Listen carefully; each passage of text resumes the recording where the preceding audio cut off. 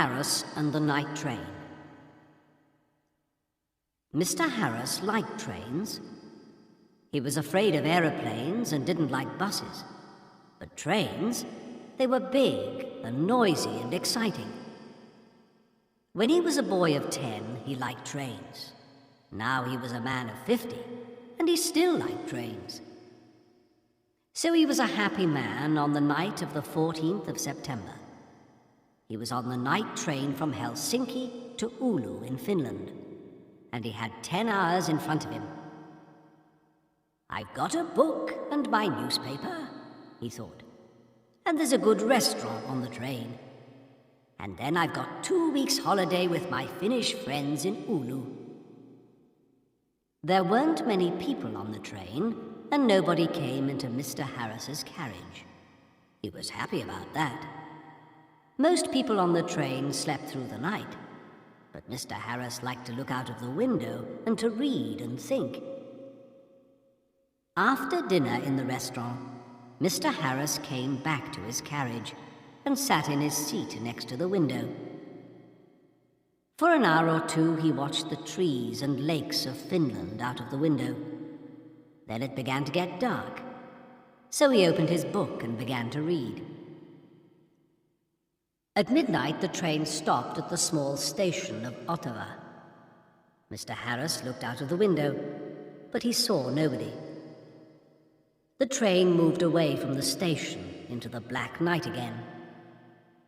Then the door of Mr. Harris's carriage opened, and 2 people came in, a young man and a young woman. The young woman was angry. She closed the door and shouted at the man, "Carl, you can't do this to me!" The young man laughed loudly and sat down.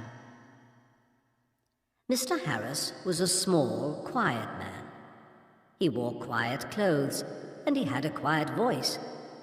He did not like noisy people and loud voices, so he was not pleased. "Young people are always noisy," he thought. "Why can't they talk quietly?" He put his book down and closed his eyes, but he could not sleep because the 2 young people didn't stop talking. The young woman sat down and said in a quieter voice, "Carl, you're my brother and I love you, but please listen to me. You can't take my diamond necklace. Give it back to me now, please." Carl smiled. "No, Elena," he said. "I'm going back to Russia soon, and I'm taking your diamonds with me." He took off his hat and put it on the seat. "Elena, listen. You have a rich husband, but I have no money. I have nothing. How can I live without money? You can't give me money, so I need your diamonds, little sister." Mr. Harris looked at the young woman. She was small, with black hair and dark eyes. Her face was white and afraid. Mr. Harris began to feel sorry for Elena. She and her brother didn't look at him once. "Can't they see me?" he thought. "Carl," Elena said. Her voice was very quiet now, and Mr. Harris listened carefully. "You came to dinner at our house tonight, and you went to my room and took my diamond necklace. How could you do that to me? My husband gave the diamonds to me. They were his mother's diamonds before that. He's going to be very, very angry, and I'm afraid of him." Her brother laughed. He put his hand in his pocket, then took it out again and opened it slowly. The diamond necklace in his hand was very beautiful. Mr. Harris stared at it. For a minute or 2, nobody moved, and it was quiet in the carriage. There was only the noise of the train, and it went quickly on through the dark, cold night. Mr. Harris opened his book again, but he didn't read it. He watched Carl's face, with its hungry eyes and its cold smile.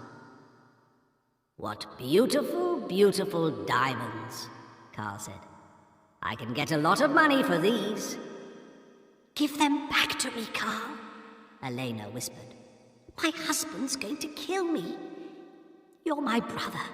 Please help me. Please." Carl laughed again, and Mr. Harris wanted to hit him. "Go home, little sister," Carl said. "I'm not going to give the diamonds back to you. Go home to your angry husband." Suddenly, there was a knife in the young woman's hand, a long, bright knife. Mr. Harris watched with his mouth open. He couldn't speak or move. "Give the diamonds back to me," Elena cried, "or I'm going to kill you." Her hand on the knife was white. Carl laughed and laughed. "What a sister," he said. "What a kind, sweet sister. No, they're my diamonds now. Put your knife away, little sister." But the knife in the white hand moved quickly, up, then down. There was a long, terrible cry, and Carl's body fell slowly onto the seat.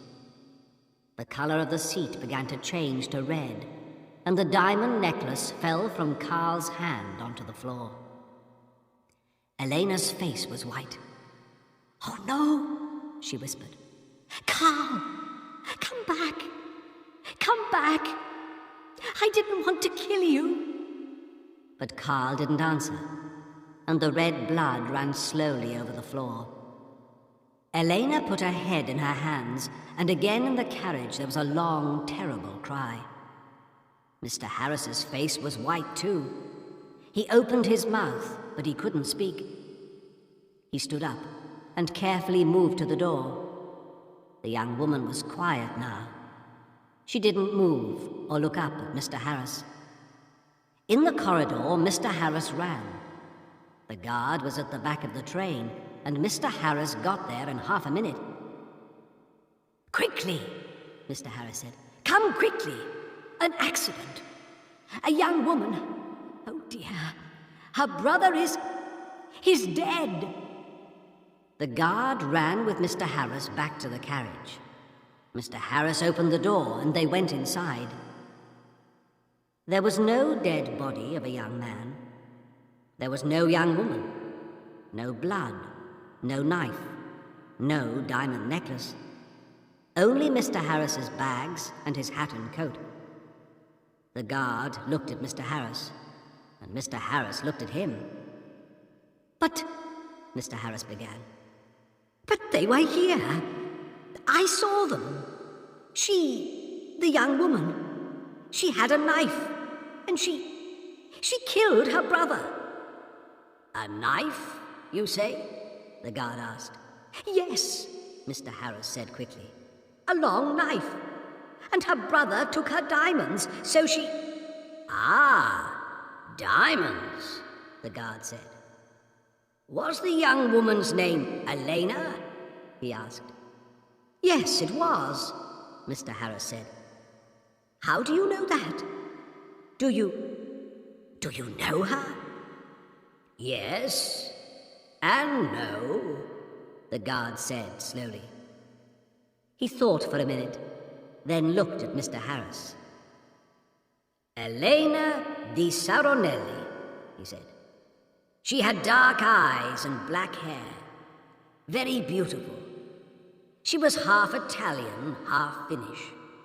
Her brother was a half-brother. They had the same father, but his mother was Russian, I think." "Was? Had?" Mr. Harris stared at the guard. "But Elena, she's alive. And where is she?" "Oh, no," said the guard. "Elena di Saronelli died about 80 years ago. After she killed her brother with a knife, she jumped off the train and died at once. It was near here, I think." He looked out of the window into the night. Mr. Harris's face was very white again. 80 years ago?" he whispered. "What are you saying? Were she and her brother? But I saw them." "Yes, That's right, the guard said. You saw them, but they're not alive. They're ghosts. They often come on the night train at this time in September. I never see them, but somebody saw them last year. A man and his wife. They were very unhappy about it. But what can I do? I can't stop Elena and Carl coming on the train. The guard looked at Mr. Harris's white face. You need a drink, he said. Come and have a vodka with me. Mr. Harris didn't usually drink vodka, but he felt afraid. When he closed his eyes, he could see again Elena's long knife and could hear her terrible cry. So he went with the guard to the back of the train.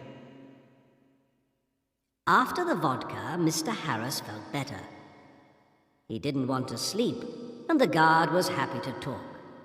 So Mr. Harris stayed with the guard and didn't go back to his carriage.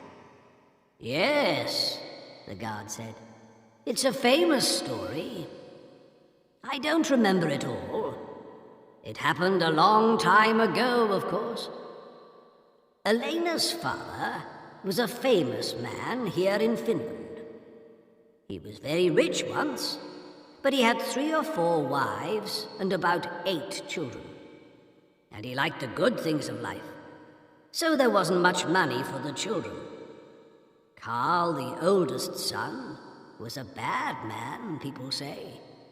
He wanted an easy life and money in his hand all the time. The train hurried on to Oulu through the black night, and the guard drank some more vodka.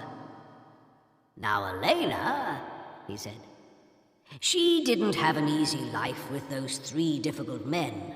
Her father, her brother, her husband. One year she visited her mother's family in Italy, and there she met her husband, Di Saronelli. He was rich, but he wasn't a kind man. They came back to Finland, and Carl often visited their house. He wanted money from his sister's rich husband. Elena loved her brother and gave him some money, but Di Saronelli didn't like Carl and was angry with Elena. He stopped giving her money, and after that, well, you know the story now. Yes, Mr. Harris said. Poor, unhappy Elena. Mr. Harris stayed with his friends in Oulu for 2 weeks. They were quiet weeks, and Mr. Harris had a good holiday. But he took the bus back to Helsinki. The bus was slow, and there were a lot of people on it, but Mr. Harris was very happy. He didn't want to take the night train across Finland again.